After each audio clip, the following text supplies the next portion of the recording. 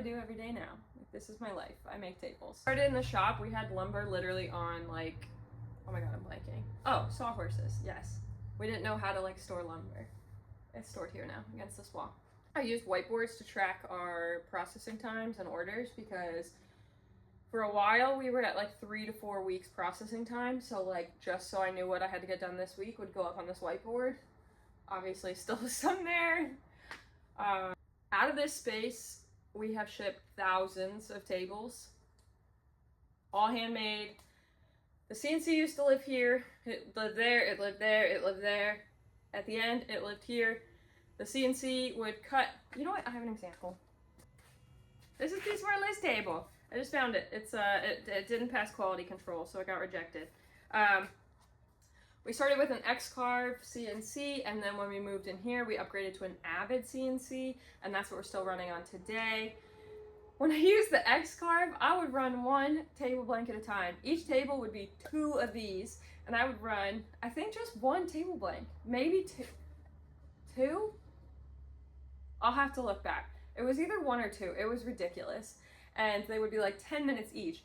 So then when we upgraded to the Avid CNC, I could run 8 tables, and it would take like the same amount of time, which was insane. Anyways, so the CNC would cut the shape, and it would cut the mortise and tenon joints, and then I would use a panto router and plug the legs into here. We did that with a lot of our tables.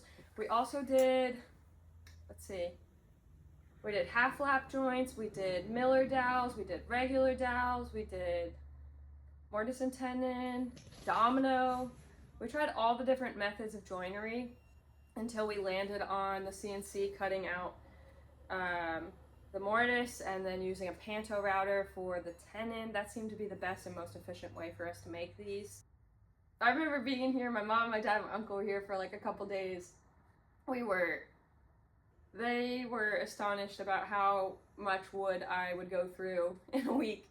And it was a little different because we were trying to create inventory so that I was like 8 or 9 months pregnant with my son at that time, and we're in here and we were working hard. They're telling me to like slow down. I'm like, I can't slow down. Like, we have to get this done. So we did. And my uncle, who's like a traditional woodworker, trying to teach him production process was funny because he was like, well, I can just use this. And I'm like, I promise you it's faster. Just like keep going. Like, just do this. It'll be faster. And by the end of the week, he agreed. And him and my dad and my mom were all exhausted.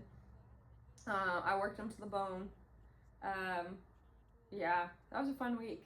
I don't know, there's been so much that has happened in this space. I remember when we first started, we got all of our tools in. Nick and I would be here every night, every weekend, all weekend, just working, doing production. In the beginning, Nick would mill everything and I would just do like the CNC on. So I would CNC, sand, assemble, finish, ship.